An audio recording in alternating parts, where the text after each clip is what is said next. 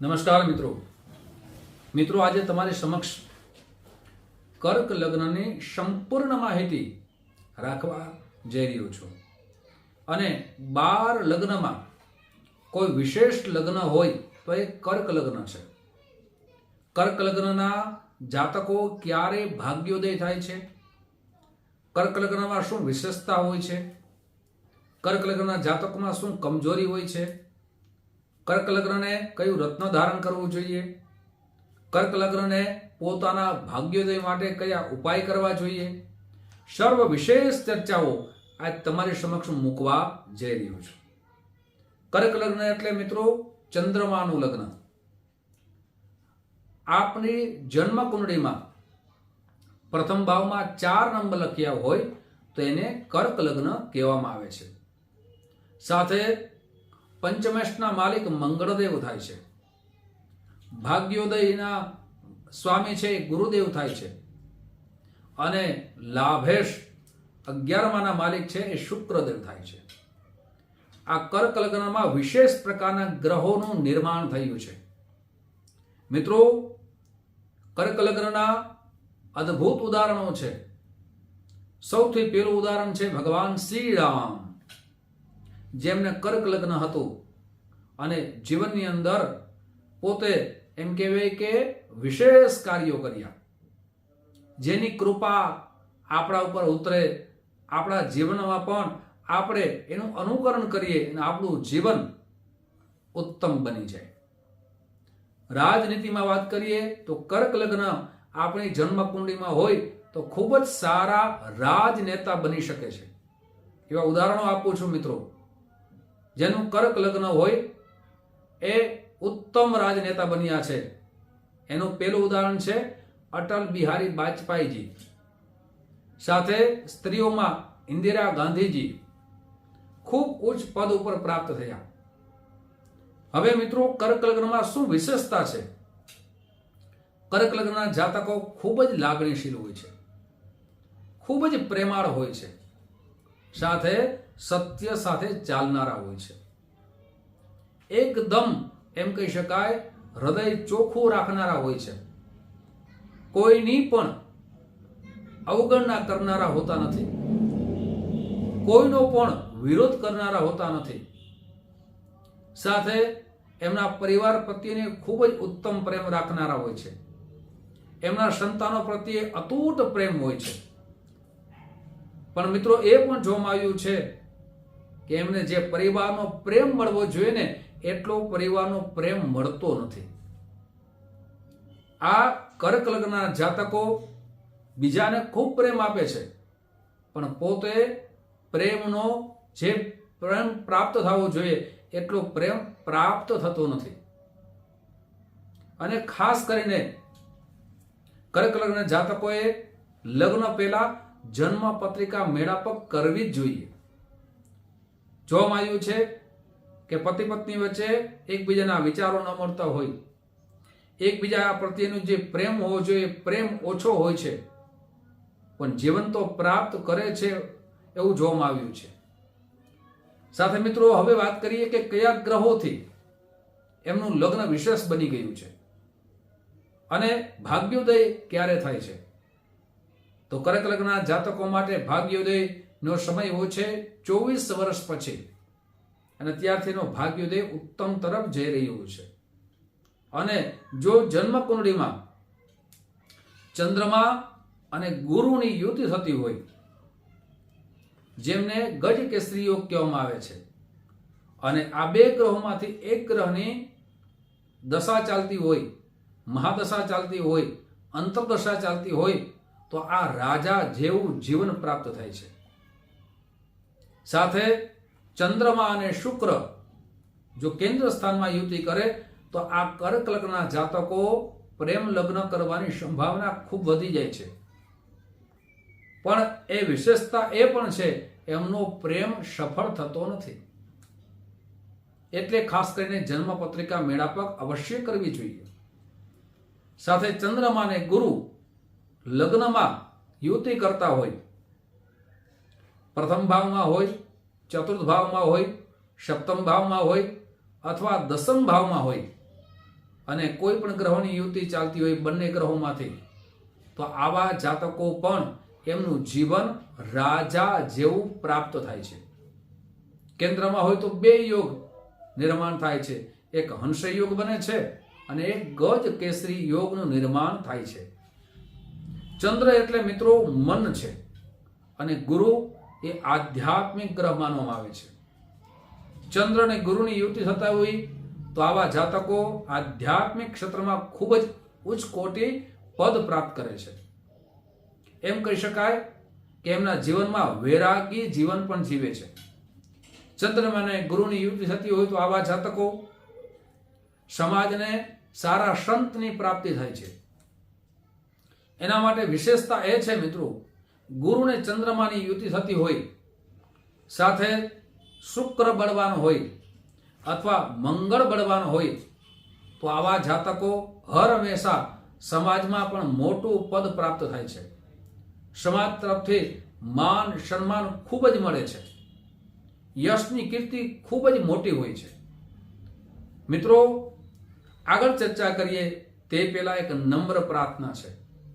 મારા નવા મિત્રો આ વિડીયો જોઈ રહ્યા છો, મિત્રો આ વિડીયો તમને ગમે તો જરૂર ને જરૂર લાઈક તો કરજો, કોમેન્ટ્સ બોક્સમાં મહાદેવ હર જરૂર લખજો. સાથે મિત્રો, જે પણ ચર્ચા કરીએ છીએ એ લગ્ન ઉપર ચર્ચા કરીએ છીએ, ગ્રહોની યુતિ પ્રમાણે ચર્ચા કરીએ છીએ, પણ કર્ક લગ્ન હોય બીજા ગ્રહો પણ આપણા જીવનમાં ખૂબ મોટી અસર કરે છે. તમારે જન્મ પત્રિકા દ્વારા આપનું લગ્ન કયું છે, આપના ગ્રહોની સ્થિતિ શું છે, આપને માહિતી જોતી હોય તો અમારો સંપર્ક સાધી શકો છો. નંબર આપ્યા છે. આપનું સંપૂર્ણ નામ, જન્મ તારીખ, જન્મ સમય, જન્મ સ્થળ મોકલી આપશો. આપને જન્મકુંડળી બનાવી શાસ્ત્રોક્ત ઉપાય સાથે, સરળ ઉપાય સાથે મોકલવામાં આવશે. પણ મિત્રો, આપણે એપોઇન્ટમેન્ટ જોતી હોય તો તેના માટે પહેલા દક્ષિણા મોકલવાની રહેશે. આપણે એપોઇન્ટમેન્ટ જરૂર મળશે. સાથે જ્યોતિષ જોવાનો જે સમય છે એ સવારે 10 વાગ્યાથી લઈ બપોરના 1 વાગ્યા સુધી છે, સાંજે 5 વાગ્યાથી લઈ અને રાત્રે 9 વાગ્યા સુધી છે. સાથે મિત્રો, બહુ ખુશીની વાત છે, બહુ આનંદની વાત છે કે આપણે એક નવું પ્રસારણ ચાલુ કર્યું છે, નવો પ્રોગ્રામ ચાલુ કર્યો છે. જરૂર નિહાળજો. તેમાં મિત્રો તમારા બે ફાયદા થશે. ઘણા બધા મિત્રોના અમને SMS આવતા હતા કે શાસ્ત્રીજી આપ અમને લાઈવ અમારા પ્રશ્નોનો ઉત્તર આપો, તો તેના માટે પ્રોગ્રામ ચાલુ કર્યો છે. રોજ રાત્રે 9 વાગે આપણે લાઈવ થાય છે, જેમાં 12 રાશિનું રાશિ ભવિષ્ય રાખીએ છીએ, સાથે એના ઉપાયો રાખીએ છીએ અને આપના કોઈ પણ પ્રકારના પ્રશ્નો હોય એને આપણે ફ્રીમાં ઉપાય બતાવીએ છીએ. પેજનું નામ છે પૂજા જ્યોતિષ કાર્યાલય. આ પેજને ફોલો જરૂર કરજો મિત્રો. સાથે મિત્રો, હવે આપણે ચર્ચા કરીએ કયું રત્ન ધારણ કરવું જોઈએ.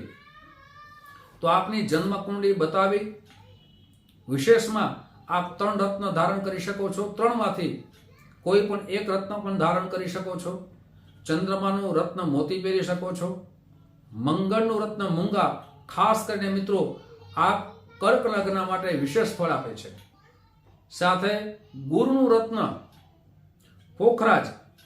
આ 3 રત્નોમાંથી મિત્રો જ્યોતિષાચાર્યને બતાવી પંચાંગ કર્મ કરીને ધારણ કરવું જોઈએ. સાથે મિત્રો, આપના ભાગ્ય વર્ષ એ તો આપણે ચર્ચા કરી, પણ આપણે કયા ઉપાય કરવા જોઈએ. તો આપના માટે મિત્રો ઉપાય સાથે આપનો લકી કલર કયો છે. તો આપના માટે લકી કલર છે સફેદ, આપના માટે લકી કલર છે લાલ, આપના માટે લકી કલર છે પીળો. આ 3 કલરમાંથી કોઈ પણ આપ આપની ઓફિસમાં, સાથે આપના વાહનમાં, સાથે આપ બેડરૂમમાં આ રંગનો ઉપયોગ કરી શકો છો. તમારા શુભ વાર છે સોમવાર, મંગળવાર અને ગુરુવાર. આ 3 વાર તમારા માટે લકી વાર કહી શકાય. સાથે મિત્રો, તમારી રાશિ છે એ જલ તત્વની રાશિ છે, એટલે એમ પણ કહી શકાય કે કોઈ જગ્યાએ સ્થિર ન રહી શકે. આપનું મન બહુ ચંચળ હોય. એક કાર્ય કરતા હોય તો એમાં પણ મન ન લાગે, બીજું કાર્ય કરે. એમાં પણ મન ન લાગે એટલે ત્રીજું કાર્ય કરે. આમ એક સાથે અનેક કામ કરે એટલે એકેય કામમાં સફળતા મળતી નથી. એટલે આ કમજોરી આપને દૂર કરવી જોઈએ. સાથે આપ લાગણીશીલ છો, બીજાના કામ કરનારા છો, તેમાં પણ સાવધાનીપૂર્વક જ કાર્ય કરવું જોઈએ. પ્રેમ કરવો બહુ સારી વાત છે, સુખ દેવું બહુ સારી વાત છે, પણ પ્રેમમાં આપની માથે દગો ના થાય એ વાતની સાવધાની રાખવી ખૂબ જરૂરી છે. આપને છેતરી ન જાય, આપના ઉપર કોઈ પણ પ્રકારનું રાજનીતિ ન રમાય, એ ખૂબ જ સાવધાનીપૂર્વક આપને ચાલવું જોઈએ. મિત્રો, સાથે ગુરુનું રત્ન ધારણ કરો તે પહેલા જ્યોતિષશાસ્ત્રીને એટલા માટે બતાવવાનું કહું છું કે ગુરુનું રત્ન પેટની બીમારી આપી શકે છે, એટલે સલાહ જરૂર લેવી જોઈએ. સાથે આપનું પેટ વધવાની ફરિયાદ રહી શકે, ડાયાબિટીસ થવાની સંભાવના વધી શકે, તો તે પણ સાવધાની રાખવી ખૂબ જરૂરી છે. પગને લગતી પગ દુખતા હોય એની પણ સાવધાની રાખવી ખૂબ જરૂરી છે. ઉપાય એ છે કે આપણા ભાગ્યોદય માટે ઉપાય એ કરજો, રોજ શંકર ભગવાન ઉપર ગાયનો દૂધનો અભિષેક જરૂર કરજો. શિવ ઉપાસના કરો, તમારા માટે ઉત્તમ બની શકે. સાથે ભગવાન શિવ ઉપર રોજ જલ પણ ચડાવો. ઓમ નીલકંઠાય નમઃ, ઓમ ચંદ્રમશે નમઃ, આ મંત્રની રોજ એક માળા કરો. સોમવારના દિવસે સફેદ વસ્તુનું દાન કરો. સોમવારના દિવસે શંકર ભગવાન ઉપર ચોખાનો અભિષેક સાથે દૂધનો અભિષેક કરો, તમારા માટે વિશેષ બની શકે છે. સોમવારના દિવસે ચંદ્ર ભગવાનના રાત્રે દર્શન કરી ચંદ્ર ભગવાનને આપ દૂધ અર્પણ કરો, ઉત્તમ બની શકે છે. સાથે મિત્રો, આપ શિવરાત્રિ આવે, મહિનામાં વધમાં એક શિવરાત્રિ આવે છે, એ શિવરાત્રિની રાત્રિમાં ભગવાન ઉપર સફેદ ચંદનથી અભિષેક કરો, તમારા માટે ઉત્તમ બની શકે છે. મિત્રો, આજ તમારી સમક્ષ દરેક ચર્ચાઓ કરી છે. આવી દરેક લગ્નની ચર્ચા તમારી સમક્ષ મૂકતો રહીશ.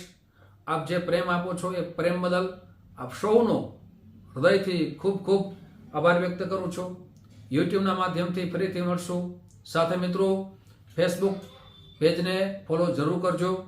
સાથે મિત્રો, તમારો ધાર્મિક બાબતમાં, લગ્ન બાબતમાં પ્રશ્ન હોય તો મિત્રો આપ પ્રશ્ન તો કરી શકો છો, પણ એ જન કલ્યાણ માટે હોય તો એના ઉત્તર દેવા માટે અમે તત્પર છીએ. મિત્રો, ફરીથી આપને જય શ્રી કૃષ્ણ, મહાદેવ.